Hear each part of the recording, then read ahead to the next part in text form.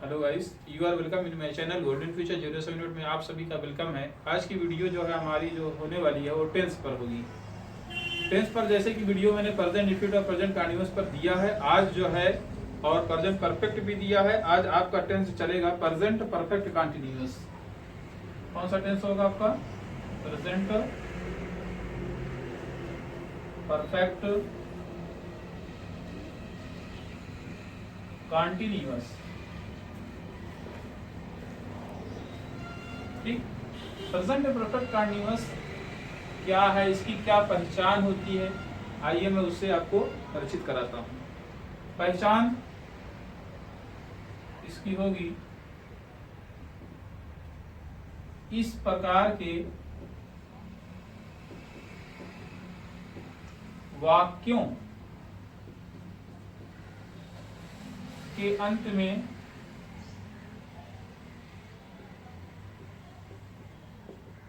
समय के साथ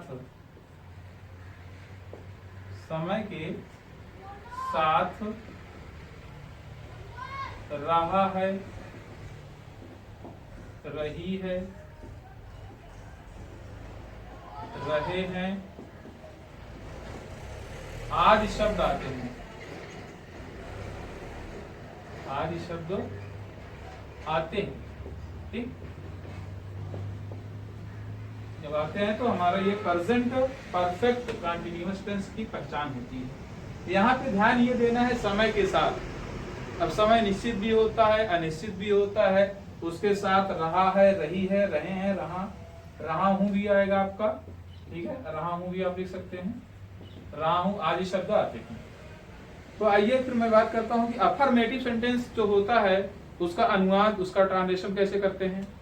affirmative sentence,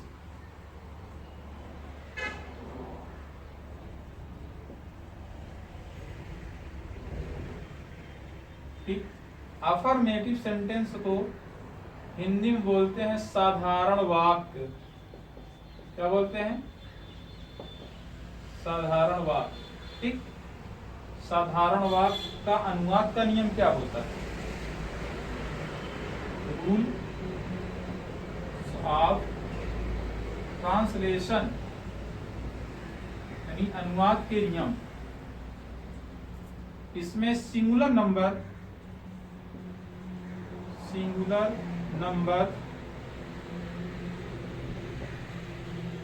he, she, it और नेम के साथ हैज बीन, ठीक, ये चीज हैज बीन, और प्लूरल नंबर में बहुवचन करता है, और सिंगुलर नंबर मतलब एक वचन। ठीक, प्लूरल नंबर मतलब बहुवचन। अब बहुवचन में आपका जैसे आ गया आई, वी, यू, दे, ठीक, के साथ हैव बीन, ठीक, तथा वर्ब में आईएनजी का प्रयोग करते हैं।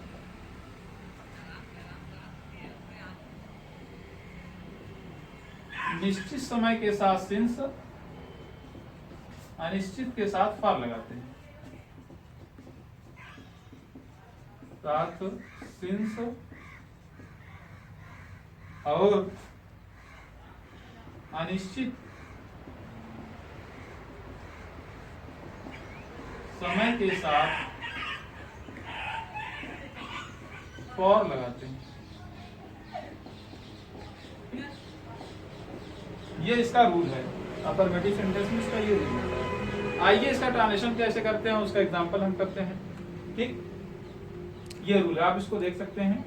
पहचान, इस प्रकार के वाक्यों के अंत में समय के साथ रहा है, रही है, रहे हैं, रहा हूं आदि शब्द आते हैं। ठीक, फिर अफर्मेटिव सेंटेंस, साधारण वाक्य रूल्स ऑफ ट्रांसलेशन, अनुवाद का नियम।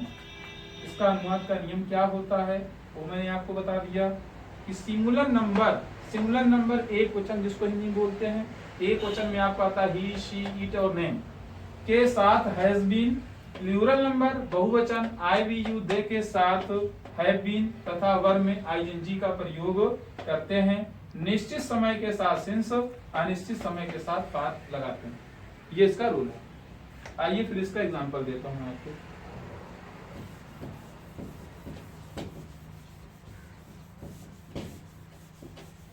इसका एग्जांपल ये होगा कि जैसे वह सुबह से अंग्रेजी पढ़ रहा है। ठीक, देखिए अगर टाइम दे देता है तो ये हमारा प्रेजेंट परफेक्ट कंटीन्यूअस में आ जाता है, और अगर टाइम नहीं दिया है तो हमारा वो प्रेजेंट कंटीन्यूअस में ही रहता है। तो ध्यान ये देना है कि समय दिया है क्या, अगर समय दिया है तो उसके साथ हमको जो है सिंस या फॉर भी लगाना होगा, और वहां पे इज आर एम नहीं बल्कि हैज बीन और हैव बीन लगाना होगा। इन्हीं सब चीजों को ध्यान में रखना होता है। ठीक, तो चलिए फिर स्टार्ट करते हैं कि वह सुबह से अंग्रेजी पढ़ रहा है। ठीक, नंबर 1 अब आती है ट्रांसलेशन की बारी। वह सुबह से अंग्रेजी पढ़ रहा है। ठीक, यहाँ पे आप देखें इसको, वह सुबह से अंग्रेजी पढ़ रहा है। यहाँ पे देखें टाइम दे दिया है, तो यहाँ पर मैं आपको पहचान बताया हूं कि समय के साथ अगर रहा है, यहाँ पे देख रहे हैं ना आप, रहा है आ रहा है, अगर आता है, रही है, रहा हूं आता है, तो प्रेजेंट परफेक्ट कंटीन्यूअस टेंस की पहचान होती है। आइए इसका ट्रांसलेशन करने का रूल मैं आपको बता ही दिया हूं। तो जैसे वहां की इंग्लिश होगी ही, क्योंकि रहा है, अगर रही होता तो गलत होती, सी कर देते। तो चलिए कोई बात नहीं, कर दिया हमने। और ही हमारा कौन सा नंबर है, सिंगुलर नंबर, इसलिए यहाँ पे हैज बीन लगा दिया। ठीक, हैज बीन लगाने के बाद वर्ब पकड़ते हैं, मतलब की रीडिंग क्या पढ़ रहा है, ये इंग्लिश, तो यहाँ इंग्लिश लिख देंगे। ठीक, इंग्लिश लिखने के बाद देखिए सुबह से जो होता है वो निश्चित समय होता है, सुबह से जो होता है वो निश्चित समय, इसलिए यहाँ सिंस लगाएंगे और उसके बाद मॉर्निंग लिख देंगे, सिंस मॉर्निंग। ठीक, और दूसरा ट्रांसलेशन, जैसे तुम 3 घंटे से खेल रहे हो, खेल रहे हो। यहाँ पे समय दे दिया, 3 घंटे से क्या कर रहे हो। ठीक है, कोई बात नहीं, ये हमारा प्रेजेंट परफेक्ट कंटीन्यूअस टेंस ही है। तो तुम की अंग्रेजी हो गई यू, यू के साथ हैव बीन लगेगा, क्योंकि यू जो है प्लूरल नंबर में आएगा, और खेलने की अंग्रेजी प्ले होती है, प्ले में आईएनजी जोड़ के इसको प्लेइंग कर देंगे। तुम खेल रहे हो कब से, 3 घंटे। देखिए घंटा जो होता है अनिश्चित होता है, होता तो 24 लग तो रहा है आपको कि ये जो है निश्चित है, 3 लिखा है, लेकिन नहीं, दिन रात में 24 घंटे होते हैं, पता नहीं कौन सा घंटा है, इसलिए जो है ये फॉर लगेगा, यहाँ पर अनिश्चित हुआ। ठीक, तो यहाँ हम फॉर लिख देंगे, और 3 आवर्स, फॉर 3 आवर्स। ये रहा हमारा ट्रांसलेशन।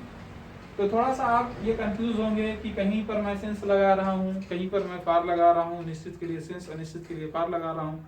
लेकिन कभी कभी क्या होता है, कुछ बच्चे ऐसे होते हैं जो सिंस और फॉर लगाने में कंफ्यूज होते हैं। तो आइए मैं वो डाउट आपका क्लियर कर देता हूँ। देखिए सिंस जो होता है ना, किसके किसके साथ लगता है, जैसे सुबह, दोपहर, शाम, ये हो गया। फिर उसके बाद जैसे दिन का नाम भी सोमवार, मंगलवार। ठीक, फिर जैसे सन का नाम, जैसे सन, जैसे 2003, 2004। ठीक, तो ये सब चीज जो होती है इसके साथ जो है सिंस। बजे आ गया, बजे में चाहे जो बजे हो, 3 बजे, 4 बजे, बजे जितना होगा, इन सभी के साथ जो है सिंस लगेगा। ध्यान रहे आपको, सुबह, दोपहर, शाम, दिन का नाम, सन हो और बजे हो, इनके साथ सिंस लगेगा। और फार किसके साथ लगता है? फार जैसे होता है घंटा, घंटा चाहे जो भी हो, 1 घंटा 2 घंटा 4 घंटा कोई भी घंटा हो, ठीक है।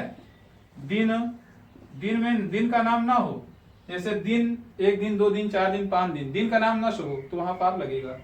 फिर उसके बाद साल, 4 साल 5 साल, महीना, ठीक है, ये सब के साथ फार लगता है। तो गाइस आपका ये डाउट अगर इसको आप देख लेते हैं तो आपको ये प्रॉब्लम नहीं होगी। जैसे कुछ बच्चे कर तो लेते हैं सब, लेकिन सिंस और फार में प्रॉब्लम आती है। तो ये प्रॉब्लम ये देखने के बाद आपको फिर सिंस और फार में प्रॉब्लम नहीं आएगी। ये रहा हमारा अफर्मेटिव सेंटेंस का ट्रांसलेशन, ठीक। आइए फिर मैं इसकी नेगेटिव की बात करता हूं, नेगेटिव के साथ क्या लगता है, ठीक। चलिए भाई इसको हटाते हैं। लगभग आपने देख लिया होगा, आपके समझ में भी आया होगा। अगला बताता हूं मैं आपको नेगेटिव सेंटेंस।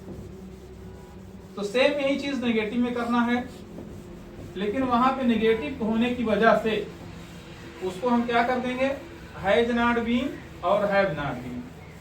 बाकी सिंस किसके साथ लगता है वो सारी चीज मैंने इसी में क्लियर कर दिया है, ठीक। तो आपको इसको देख रहे हैं। आइए नेगेटिव सेंटेंस मैं आपको देता हूं। नेगेटिव सेंटेंस कैसे किया जाएगा, बिल्कुल आसान तरीके से मैं बताने वाला हूं, ठीक। बहुत ही आसान तरीके से, कुछ भी नहीं है, बस सिर्फ आपको नॉट लगाना है, बाकी सेम इसी तरह से कर देना है, ओके।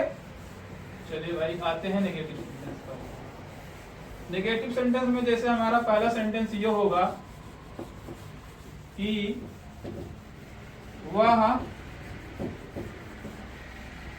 2 साल से कठिन परिश्रम नहीं कर रहा है, ठीक। चलिए नेगेटिव सेंटेंस, वो वाला अफर्मेटिव था, ये है नेगेटिव। नेगेटिव सेंटेंस, ठीक। इसको हिंदी में बोलते हैं नकारात्मक वाक्य। क्या बोलते हैं? नकारात्मक। साधारण वाला हो गया, नकारात्मक है। तो इसमें मैं इसका जो है आपको लिख देता हूं कि सिंगुलर नंबर जो होगा, जैसे अभी ने एक वचन करता में आपने लिखा, सिंगुलर नंबर के साथ हैज नॉट बीन, और सिंगुलर नंबर में क्या क्या आता है मैंने बता दिया है, हैज नॉट बीन, ठीक। और प्लूरल नंबर, प्लूरल नंबर के साथ जो है हैव नॉट बीन, तथा वर्ब में आईएनजी लगाते हैं, ये रूल है। चलिए इसका एग्जांपल देता हूं आपको मैं। जैसे वह 2 साल से कठिन परिश्रम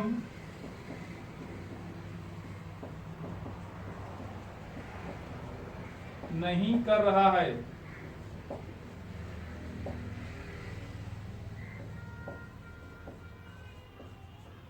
दो साल से कठिन परिश्रम नहीं कर रहा है, तो वह की अंग्रेजी ही लिख देंगे। फिर उसके बाद ही सिंगुलर ही है, हैज नॉट बीन कर देंगे, ठीक। परिश्रम करने का वर्किंग हार्ड, कठिन परिश्रम, वर्किंग हार्ड, ठीक। यहाँ पे आप देखें कि 2 साल से है, तो साल में आपको बताया हूं कि अनिश्चित में आएगा। सन अगर आ जाएगा तो सिंस लगेगा, अगर साल होता है चाहे इतना साल हो उसके साथ फॉर ही लगेगा। फॉर 2 years, क्या लिखेंगे? For 2 years। चलिए ये तो रहा आपका अनिश्चित वाले का। दूसरा एग्जाम्पल, पहला एग्जाम्पल था ये, दूसरा एग्जाम्पल जैसे